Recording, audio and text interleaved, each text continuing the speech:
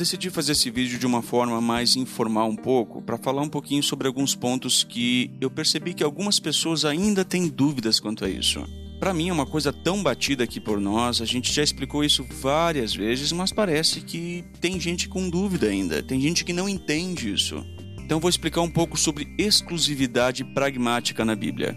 Mas o que é pragmática? Segundo diz a Wikipédia, a pragmática é o ramo da linguística que estuda a linguagem no contexto de seu uso na comunicação.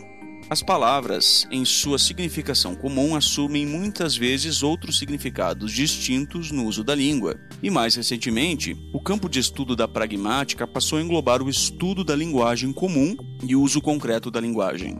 A Wikipédia também diz: a pragmática está além da construção da frase.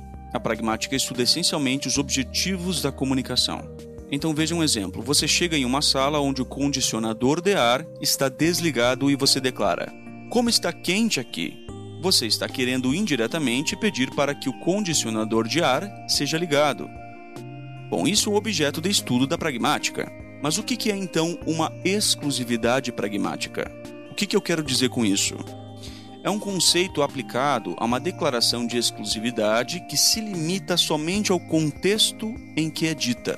Por exemplo, o marido diz à esposa: não existe outra mulher na minha vida, você é a única.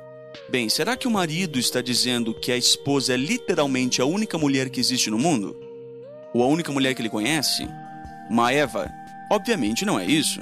Isso é uma exclusividade pragmática, uma declaração que se limita ao contexto no qual ela é dita.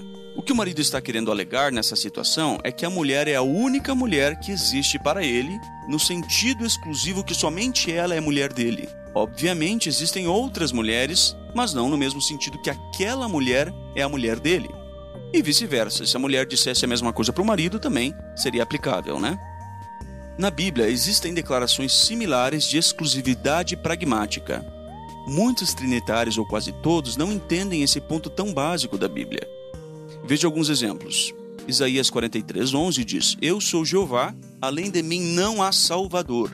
Atentem à expressão, além de mim não há Salvador. Mas Juízes 3:9 diz que Jeová fez surgir um Salvador para livrar os israelitas, Otoniel. Obviamente, Otoniel não é Salvador no mesmo sentido que Jeová é Salvador. Jeová é a fonte da salvação, é aquele que faz surgir o Salvador. Há algum tempo atrás eu fiz um debate com um trinitário e eu usei esse argumento e ele tentou dizer assim: isso é falácia da ambiguidade, porque Otoniel não é Salvador no mesmo sentido que Jeová é Salvador. Ora, é óbvio, né? É óbvio, do contrário, Jeová não poderia ser o único Salvador. Foi exatamente isso que eu quis dizer no debate, mas pelo que parece ele fingiu não entender o argumento. Então veja outro exemplo disso. João 3,16 diz que Deus amou tanto o mundo que deu seu Filho unigênito, ou Filho único, né?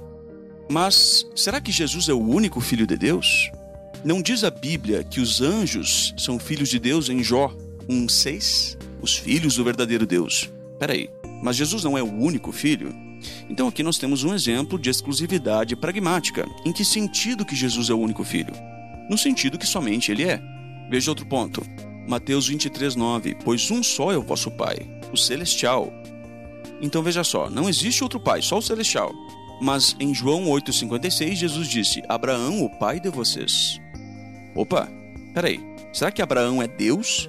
Obviamente a palavra pai tem um sentido ambíguo aqui, hein? Quando ela se aplica a Jeová, ela significa o Pai Supremo. E quando ela se aplica a Abraão, significa o pai carnal, o pai da nação. Mesmo assim, existe um só Pai, Deus. Será que Abraão é um pai falso, um pai de mentira? Não, mas ele é pai num sentido diferente do modo como Jeová é pai. Veja Marcos 10,18, que diz: ninguém é bom, a não ser um só Deus. Peraí, ninguém é bom, só Deus é bom. Mas Atos 11, 22 ao 24 diz que Barnabé era um homem bom. Peraí, mas será que Barnabé é bom no mesmo sentido que Deus é bom? Claro que não. Bom, então não é um só que é bom, é mais um. Não, é um só que é bom, Deus. Mas esta palavra, essa declaração de exclusividade, tem um conceito pragmático nela que ela se limita ao contexto no qual é dita. Entendeu o ponto? Apocalipse 15:4 diz: pois só tu és santo, segundo Almeida corrigida e revisada e fiel. Mas Tiago 1:8 diz que o bispo tem que ser santo, ou o bispo seja santo, na mesma Almeida. Peraí, só Deus é santo, bispo tem que ser santo. Será que o bispo tem que ser Deus? Ou santo igual a Deus? É claro que a palavra santo aqui é ambígua, né? Ela tem um sentido ambíguo. Aí só que falta ver alguém. Não, você está confundindo o sentido da palavra santo. Isso é uma falácia da ambiguidade. Ora, é óbvio que o sentido é ambíguo, né? É exatamente isso que eu estou tentando dizer. Então aqui nós temos mais uma vez uma exclusividade pragmática, ou seja, uma exclusividade que se limita ao contexto no qual ela é dita. Dessa forma também, quando Jeová Deus diz em vários textos algo como "Além de mim não há Deus", ou algo similar, tal declaração sempre se limita ao contexto no qual ela é dita. Veja Isaías 43:10, que é um texto muito usado por trinitários. "Antes de mim não foi formado nenhum Deus, e depois de mim continuou a não haver nenhum." Será que Jesus não pode ser um Deus distinto e separado do Pai por causa disso? Para entender isso, nós precisamos entender também em qual contexto isso foi dito.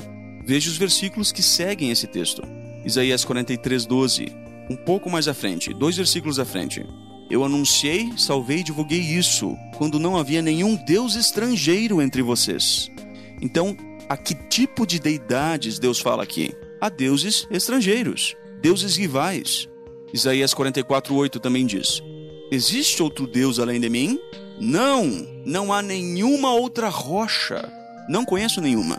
Então veja só, a que tipo de Deus Jeová se refere aqui? Aos deuses das nações, aos deuses de pedra, né? Então a declaração "não existe outro Deus além de mim" sempre se limita ao contexto no qual ela é dita. Em Isaías, essas declarações são usadas em referência a deuses falsos. Veja também Deuteronômio 4:35. "Jeová é o verdadeiro Deus, não há outro além dele." O 4:39 agora diz também: "Jeová é o verdadeiro Deus, nos céus em cima e na terra embaixo." Não há outro. A quem Jeová falava, ou sobre quem, ou em referência a quem ele falava? Veja o 38. "Nações maiores e mais fortes do que tu." Então Jeová falava em relação aos deuses rivais das nações. Todas as vezes em que Jeová declara que não há Deus além dele, em todos os contextos, isso sempre se aplica em um contraste com deuses rivais, os deuses das nações, os ídolos.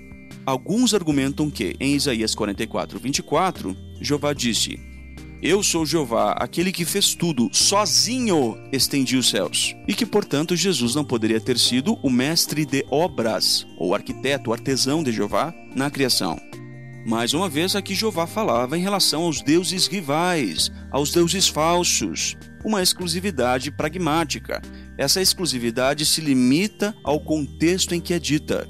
Dessa forma, em João 10:34 e 35, Jesus deixou bem claro que outros seres que não são Jeová também são chamados de deuses. E esses deuses que Jesus mencionou não são o único Deus verdadeiro, tampouco são deuses falsos, do contrário, Jesus estaria se defendendo como um Deus falso.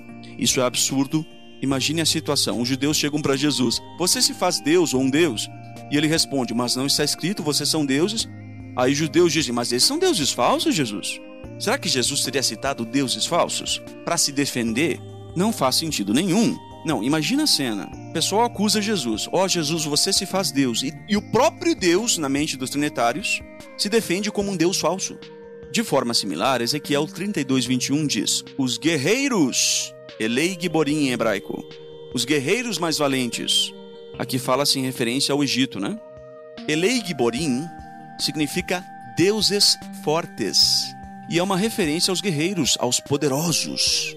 E essa é a forma plural de El Gibor, ou Deus forte, como é chamado o Messias em Isaías 9:6. Certamente, os deuses fortes mencionados em Ezequiel 32:21 não são nem deuses falsos, nem o próprio Deus encarnado, nem o único Deus verdadeiro, mas eles representam guerreiros. Esse tipo de linguagem era muito comum na cultura judaica. Veja, por exemplo, a obra de Norman Champlin, que diz ali, anjos. O original hebraico diz Elohim, deuses, que era um termo comumente aplicado aos anjos e aos homens, quando aparecem como representantes de Deus, a julgar os povos. Ele menciona o Salmo 82:1-6, comparar com João 10:34, que é exatamente o argumento que eu sempre uso para mostrar que Jesus é um Deus distinto de Jeová e que isso é biblicamente possível. Assim, o rei terreno é tratado como se fosse Deus. pois era o chefe da teocracia. O uso do termo Deus era muito mais amplo entre os hebreus do que se dá entre os cristãos modernos. Os anjos eram chamados de deuses por serem agentes especiais de Deus e também porque possuíam qualidades divinas. É exatamente isso que a gente tem falado por muito tempo na internet. As testemunhas de Jeová já dizem isso há mais de um século. Veja o que João Calvino disse aqui na sua obra Comentário sobre João. João Calvino era um trinitário, então veja como ele mesmo admite isso. Eu vou traduzir aqui diretamente do inglês. Diz ali, eu disse, vós sois deuses. João Calvino diz, as escrituras dão o nome de deuses àqueles a quem Deus conferiu uma função honrosa. Salmo 82:6. Eu disse, vós sois deuses, e todos vós sois filhos do Altíssimo, onde Deus adverte todos os reis e juízes na terra. Olha o que ele diz. Cristo aplica isso ao caso em questão. João Calvino diz isso, que eles recebem o nome de deuses porque eles são ministros de Deus para governar. Pela mesma razão, as Escrituras chamam os anjos de deuses porque por eles a glória de Deus emana no mundo. Isso está em Comentários sobre João, volume 1, página 342 em inglês. Você pode checar depois. Aí, se as testemunhas de Jeová dizem isso, aí as testemunhas de Jeová são politeístas. Mas João Calvino diz, não, João Calvino pode dizer, mas testemunha de Jeová não pode. Assim também, em que sentido que Jesus é um Deus? Em João capítulo 1, versículo 1. No sentido de que ele é um ser poderoso, um ser de espécie divina. Ele não era humano quando ele estava no céu. Ele era poderoso, ele era divino. Ele provinha do Criador. Assim também, os cristãos que irão reinar com Jesus nos céus não serão humanos, mas terão corpos divinos. A Bíblia deixa isso bem claro nesses dois textos aqui que eu vou colar na tela, e aí depois você pode ler e meditar sobre eles. Certo, então? Bom, fico por aqui, um grande abraço a todos e boas pesquisas.